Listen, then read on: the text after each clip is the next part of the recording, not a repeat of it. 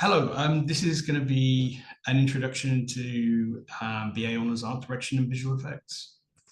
I'm Paul Franklin, I'm the course leader of BA Honours Art Direction and Visual Effects, and I just want to tell you a little bit about what we do and kind of how we fit into the wider world of Wimbledon College of Arts. Wimbledon itself is a really lovely place. We're slightly different as a campus from some of the others in the UAL in the sense of we're much smaller, but we are really, there's a much more sort of family environment here. Everybody knows each other, and you kind of get to work and know people from all sorts of other courses. We're one of 5 undergraduate courses on the site, and there's a lot of kind of connection between all the courses, and we do sometimes sort of work with other courses as well. But why art direction and visual effects and not some course that's kind of specifically, say, for animation or games design or something like that? I mean, the reason from my point of view is that we teach a really wide combination of disciplines that are really useful across these different sectors. So you'll get to understand a lot of different disciplines across the sectors, and it will make your skill sets much more flexible. You're in a, when you come into the entertainment industry, particularly the sort of art direction and visual effects entertainment industry space, is changing all the time because of technology. And the more you can know about the different disciplines and the more skilled you can be across the board, you get the chance then to work in all of them. Depending on kind of where your strengths are, but also B, where the work is and how things develop and how technology pushes things forward, because it's different things at different times. I'll just take you through a couple of our projects from sort of previous years, or highlights from sort of our first year, second year and third year in terms of what people like and kind of look forward to on the course. So some past projects from year one, we have a unit called Eyeball Soup, which is really where you get introduced to designing alongside 3D tools. And this is really where you first get to sort of cut your teeth with the 3D tools. There's also storyboard and previs, which gives you a sort of intro to storytelling, and particularly visual storytelling. And then we have our animation project, which is where you work in groups and bring all these skills together into sort of a final project at the end of the year, at the end of the first year. So Eyeball Soup, as you can see here, this is student work again. And this is really taking a piece of design and then sort of using sort of your own designs and translating them into something within 3D and a photorealistic version, really.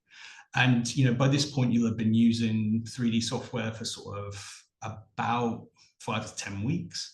And you'll also have done some sort of designing for about the same length of time. And so it's a chance to really sort of push your skills forward a little bit and start to develop new ones as well. At the end of the year, by the end of the year, you will be quite confident with sort of our 3D packages, and you'll be able to create quite freely in them. And so we do this animated film where everybody comes together. You come together in small groups, and you will have to plan a narrative, design for it, and animate it. So you kind of have a performance to go with it, light it, render it, and everything else. So it's a chance to come together as a group and really see if you can kind of get past some of these production challenges that come along. And some of the results we've had have been great. And I think there's 1 or 2 of these things featured on our website if you want to go and have a look at them. Year 2, we kind of upped the ante a little bit. So you've done some intro things in year 1, and now we kind of push that a little bit further, both from a conceptual point of view and from actual kind of 3D creation point of view. So we have our creature creation unit, which is always pretty popular. This is really where we create a third creature in the 3D software. This one was done in Blender. And we motion track it into a piece of live action footage around the campus. And you get to do a very wide variety of things here. You get to do some organic modeling, so you get to create a creature, which in 3D has its challenges, and also get to learn a little bit more about anatomy and apply anatomy studies to this. You also get to use things like fur and dynamics, which is a sort of new area as well, on top of the motion tracking, which is another challenge. Year two, we have, sorry, and the next, another project is concept art. Our concept art section kind of, we push that both in terms of character design and in terms of environment design. And you get to push this further forward and get more familiar with tools sort of like Photoshop, but in a more creative way. A lot of you might know things like Photoshop, but we kind of then start to push that and see how you can paint with it and look at light and look at color in a slightly more in-depth way and how to create mood within your visuals. Year three, we've got our final projects, and this is a chance to focus on things you're interested in, build your portfolio really, and kind of tailor your learning into the way you want to go. So by this point, normally people have an idea of which area they kind of want to focus on.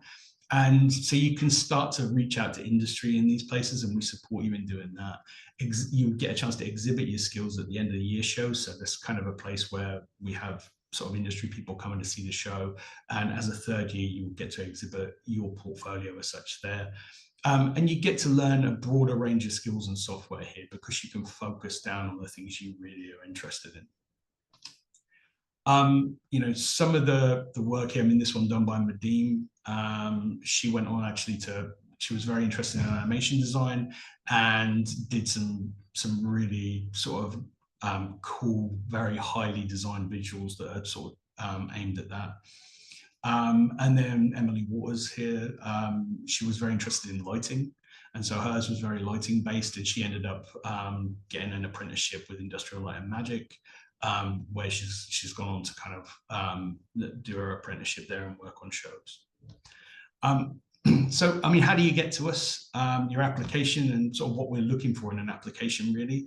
You know, we look for a good, strong personal statement, which really states why you want to be here and kind of the sort of things you want to do.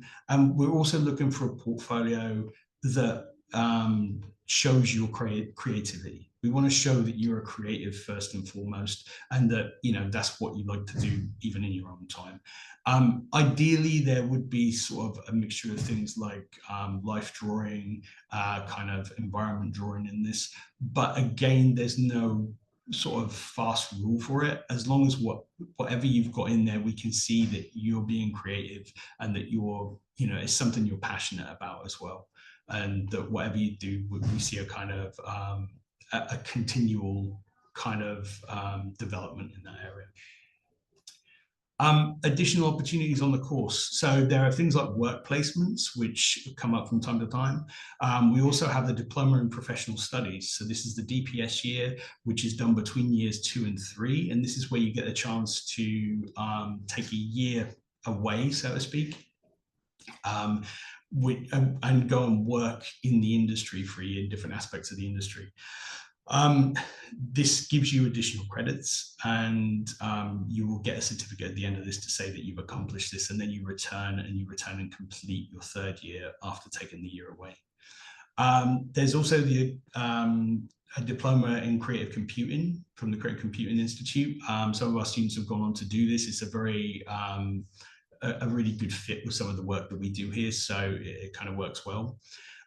We have study abroad program as well, which is now called the Turing Scheme, where you can go to do a semester over in another country and kind of experience what it's like to do a similar course in another region, which can often be quite a sort of interesting way to understand, you know, your skill sets as well as anything else.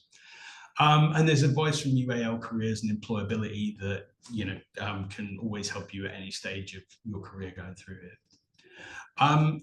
So where do our graduates go? Well, including going on to further education, they go on to be visual effects artists, games artists, animators for film, TV and games, lighting artists, concept artists, storyboard artists, and even live event designers, which we, you know, and so there's a really broad range of landing places from here.